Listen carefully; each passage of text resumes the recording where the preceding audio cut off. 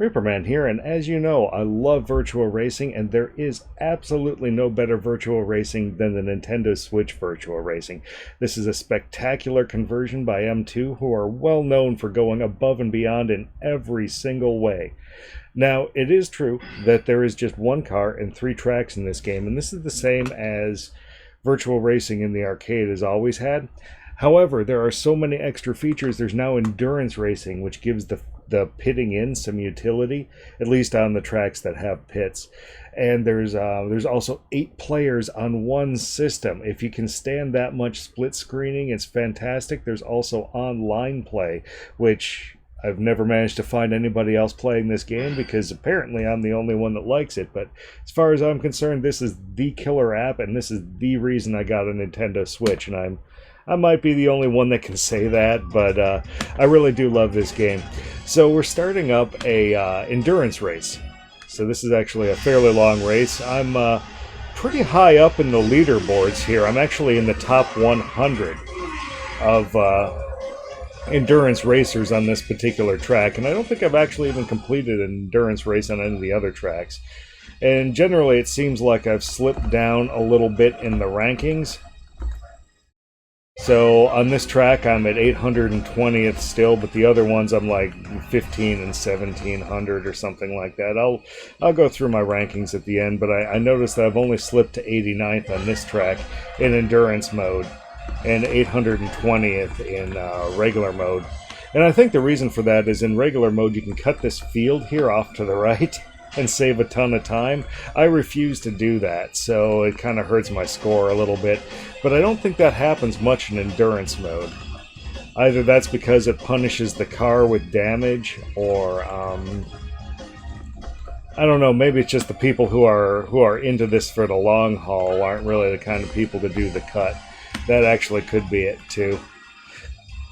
So I'm a little distracted by the trying to be entertaining thing, but I'm actually doing pretty well at this race.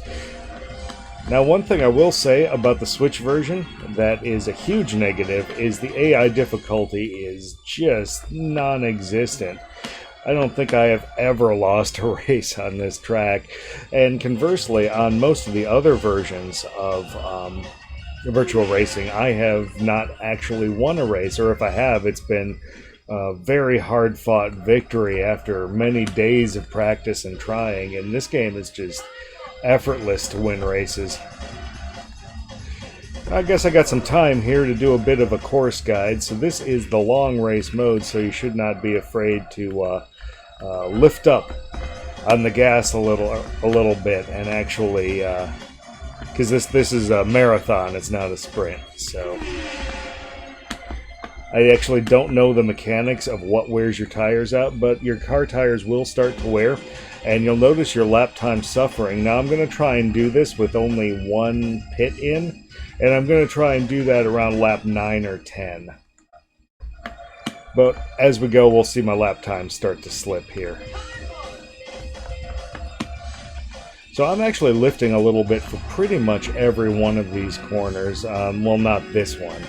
This one I think I can still.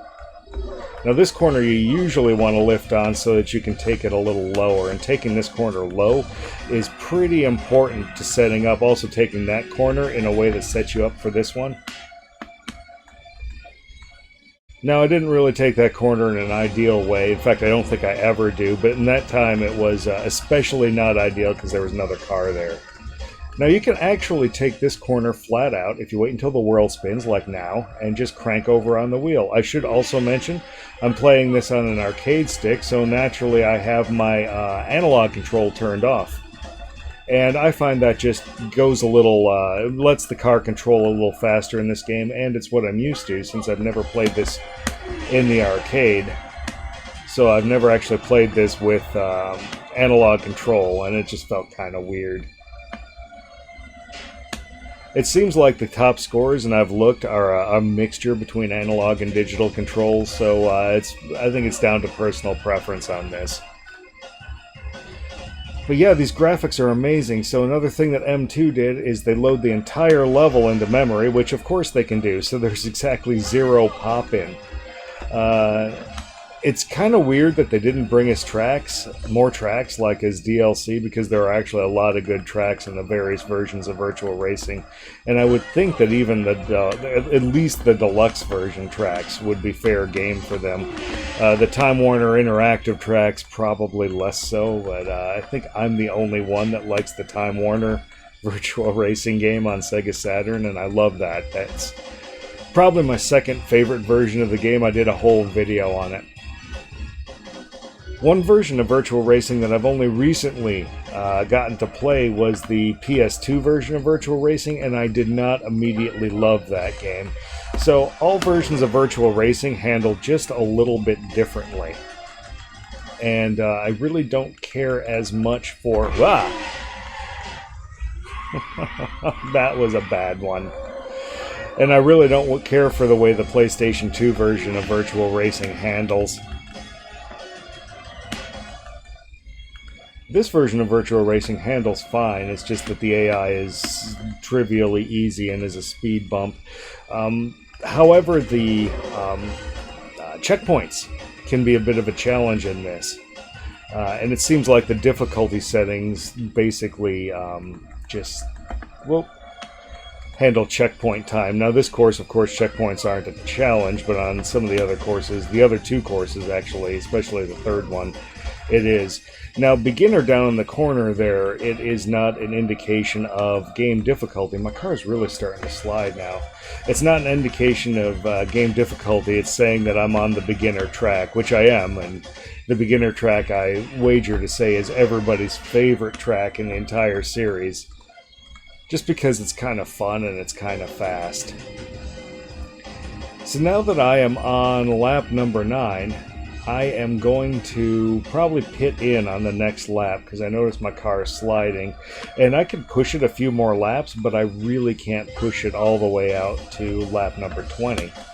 And I actually had to lift right there, where normally I've been lifting as an optional thing, but no, I had to lift there or I was going to slam into the wall. And of course lift here to try and take this low, and that. And then lift here to try and set up for the next corner. And then lift, lift, lift. And then as soon as the exhaust detonation happens, you hammer down on it and go on through. Oh, I was going to pit in. Darn it. Lost my train of thought on this one, so this is probably not going to be the fastest race. Actually, I've had a crash, so it's not going to be the fastest race in general. And at the end of this, I'm probably gonna go through my current status on the high score leaderboards. It looks like I've got some fighting to do on the other two tracks because I used to be down in the top 1,000 everywhere, but now it looks like I've crept up to nearly 1,800 on one of the two tracks. I don't know which one. Believe it or not, the third track, the expert track, I guess. I missed my pit in again, but that's okay because that lap was 39 seconds, and that's not a terrible lap time. In this particular version of the game, that's not a great lap time either, though. In fact, none of my laps have been especially great. But it's all about averages, and I've only had one really bad lap so far. Okay, so car's really sliding now. Lift here to try and keep the car low. Lift here to keep the car in. Lift here to keep the car in to set up for the next corner. Lift here, backfire, hammer down. I actually couldn't hammer down all the way. Whoop! Almost missed it again. Hi guys. Now in just about every version of the game you can actually pit in and see these guys work, but it doesn't do anything on a lot of other games. Okay, so this lap is going to be just terrible because I pitted in and I'm already up to 20 seconds on it. So crank down here, and now, oh yeah, that's a much lower corner there. And now I shouldn't be afraid to go a little bit more all out than I have been going historically on this run too, because I don't have to go as long on this pit in. So yeah, I'm able to drive considerably more aggressively. Bam. And yeah, I could hammer down all the way there. 50 seconds is a terrible lap, but this was going to be a terrible lap. We come down in this position on the track, wait for the world to turn here, and then we just kind of go. So what I'm watching for there is I'm watching for the entire landscape to tilt. Because that's my cue that I should just hammer over on the control lever here on this here stick. Now, I really do love this 8-bit DOE wireless arcade stick, and I'm actually using it in wireless mode, believe it or not. In a racing game, we don't have to be too worried about control lag, and I really don't think there is any lag on these, or noticeable lag on these 8-bit DOE controllers. They've gotten very good at that. And to be expected, I just turned in my best lap on this run. That's because it's my first full lap since the pit. And we'll see if we can beat it a little bit here. Oh, had to lift there, like had to lift.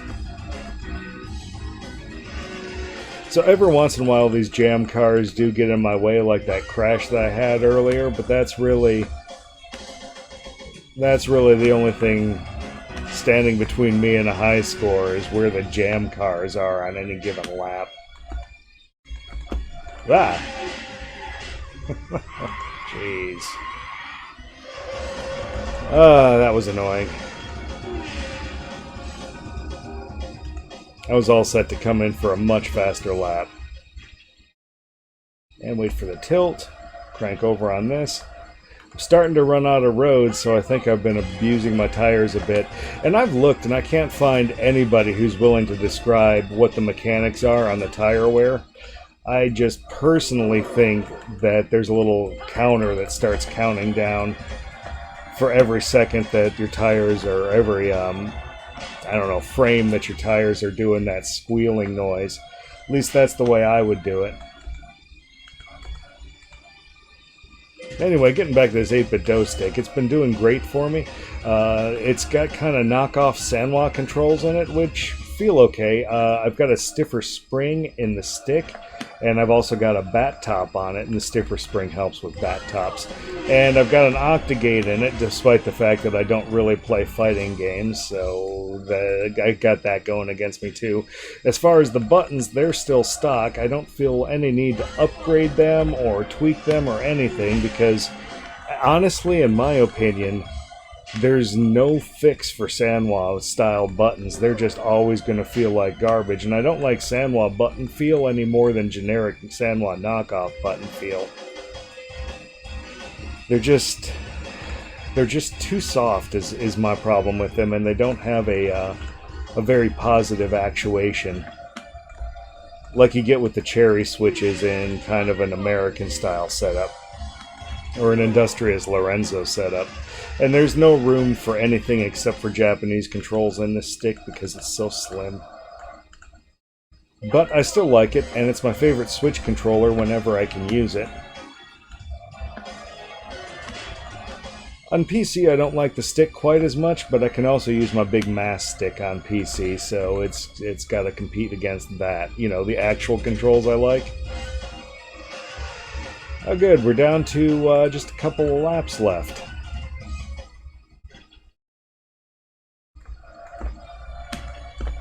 So I really do like these longer races because they give me more time out on the track, and I treat Virtua Racing as a zone-out racer, where I just kind of stare down the track and just kind of mindlessly drive. And I really do love games like that, and this is one of the earliest games that I can treat that way.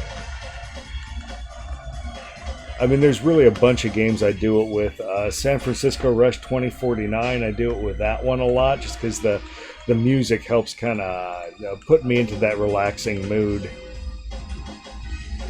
And music is one area where I think this game could really do with some improvement. But if you have a Switch, this game goes on sale all the time, and you got no excuses not to buy this game. This is one of my absolute favorite Switch games. And again, this is the only reason I bought a Nintendo Switch. This is what got me off the fence, believe it or not. Otherwise, I was going to be perfectly happy to deal with Wii U until whatever Switch Pro came out. Or comes out, because actually I've had this thing for a few years. And when I got it was right when they were coming out with the new, I'm not going to call it the new Nintendo Switch, but there was definitely a hardware revision in there where they went up a processor level. And I got those as soon as they launched. And this game was already out in Japan at that point, so I had a pretty good idea that it was coming here. I really do like these M2 games. They've been going even more above and beyond than they usually have, especially for Switch. They've had that Namco and the Namco collection that they came out with the D-Make of Pac-Man CE on. And they also came out with a G Plus for Famicom also last year. And those of course, have been ripped out, and I've been playing those on real hardware. Now, the unfortunate thing about winning races all the time, which you do in this version, and I never do in any other version, is you have to sit through this here whole final scene where he throws his hat.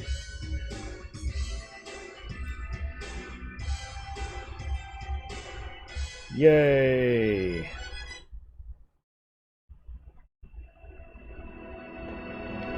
Okay, and let's go out. Let's go out to my standings here. Let's return to start menu. Boom. Let's see where I'm sitting in rankings. So, Big Forest Normal, I'm an 820. That's the 5-lap race.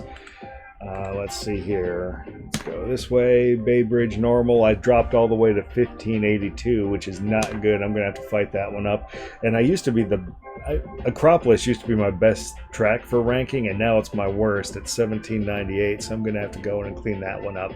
But where I'm really doing well is 89 in Big Forest, and that's I fought my way all the way up to 84, and then I've slipped down to 89, so I think I'm doing pretty good there, and I haven't done either of the other two courses long races yet.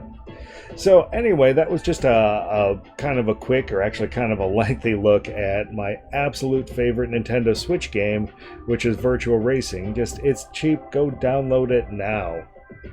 Until next time, Reaper Man out.